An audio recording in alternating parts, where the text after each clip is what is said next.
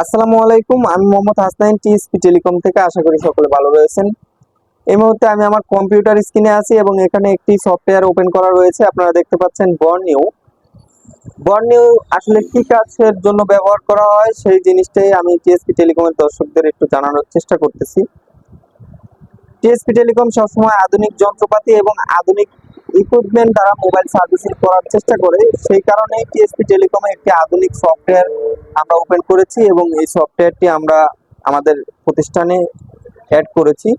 তো এই সফটওয়্যারটি দ্বারা খুব সহজেই, খুব সুন্দরভাবে, খুব সঠিকভাবে একটি ফোন সার্ভিসিং করা সম্ভব হয়। আমাদের কাছে একটি ভিভো Y21 মডেলের ফোনের মাদারবোর্ডের যেই ডায়াগ্রাম সেটা ওপেন করা রয়েছে এবং এটা দ্বারা কি করা হবে আমি একটু আপনাদেরকে জানানোর চেষ্টা করি।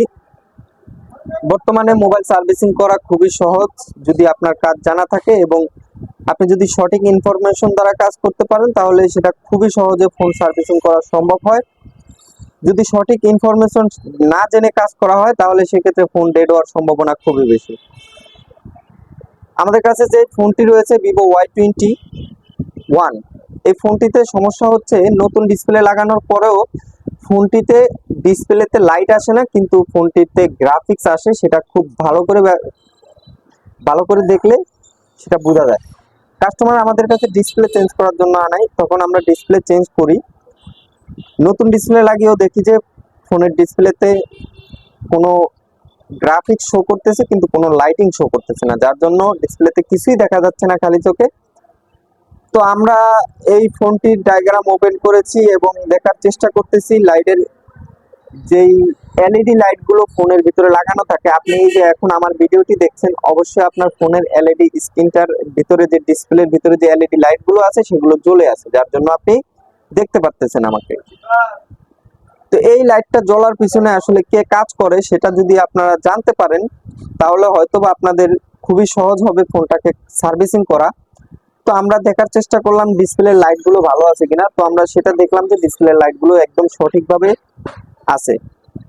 সেটা দেখার পরে এখন আমাদের মূল কাজ যেহেতু মাদারবোর্ডে চলে এসেছে, যেহেতু লজিকগুলো ঠিক আছে, কানেক্টরগুলো ঠিক আছে, এখন এইখানে প্রথমে যদি আমরা ডিসপ্লে কানেক্টরে যাই, এখানে 3টা কানেকশনের মাধ্যমে লাইটটাকে জ্বালানো হয় ডিসপ্লের ভিতরে। তো এখানে আছে অ্যানোড, ক্যাথোড এবং সিএবিসি এই লাইন। এই 3টা লাইনের মাধ্যমে আসলে এই ফোনটার লাইটিংটাকে জ্বালানো হয়। তো ডিসপ্লে অ্যানোড এবং ক্যাথোড, অ্যানোড হচ্ছে display positive line, lighting positive, এবং ক্যাথোড হচ্ছে lighting negative, LED negative line. তো এখানে আমরা দেখার চেষ্টা করতেছি যে কোন লাইনটা কোথায় আসছে, কোথা থেকে। তো আমরা চেকিং করে যেটা পেলাম সেটা হচ্ছে এখানে যেই অ্যানোড লাইনটা আছে ডিসপ্লের, এই যে অ্যানোড লাইনটা, এই লাইনটা মিসিং। এই লাইনটা মিসিং থাকার কারণে আমরা এই লাইনটা যদি আমাদের এই ইনফরমেশন গুলো না থাকে আমরা লাইনটাকে কোথায় পাবো। তো আমরা দেখার চেষ্টা করলাম লাইনটা কোথায় আছে। তো এই যে একটা ছোট্ট রেজিস্টার ব্যবহার করা হয়েছে, এই রেজিস্টারটা হচ্ছে নষ্ট হয়ে গিয়েছে, যার জন্য লাইনটা মিসিং হয়ে গেছে। যখন আমরা এটা দেখলাম এই রেজিস্টারটাকে সাথে সাথে তুলে ফেললাম এবং অন্য একটি ফোন থেকে রেজিস্টার সংগ্রহ করে আমরা এখানে লাগালাম এবং ওখানে দেখলাম যে পজিটিভ লাইনটা এসেছে এবং তার সঠিকভাবে ডায়োড ভ্যালুটা দেখাচ্ছে।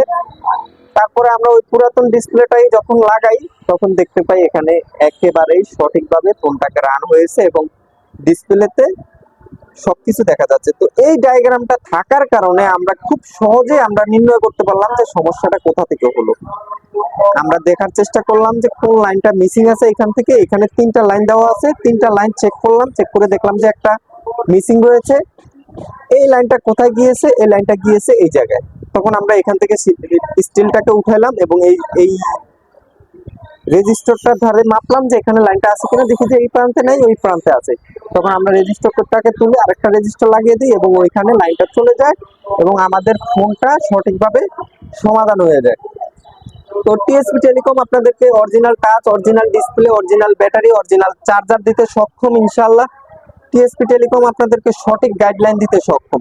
তো আমরা আপনাদেরকে এই কাজটি কিভাবে সমাধান করলাম সেটা দেখালাম। আসলে কাজটি প্র্যাকটিক্যালে আমরা করেছি, কিন্তু প্র্যাকটিক্যালে ভিডিও করা সম্ভব হয়নি, যার জন্য আপনাদেরকে আমি শুধু এই টুলসটার গুরুত্বটা আসলে কি সেটা আপনাদেরকে একটু বোঝানোর চেষ্টা করেছি। সবাই ভালো থাকবেন, সুস্থ থাকবেন, সকলকে অসংখ্য ধন্যবাদ ভিডিওটি দেখার জন্য।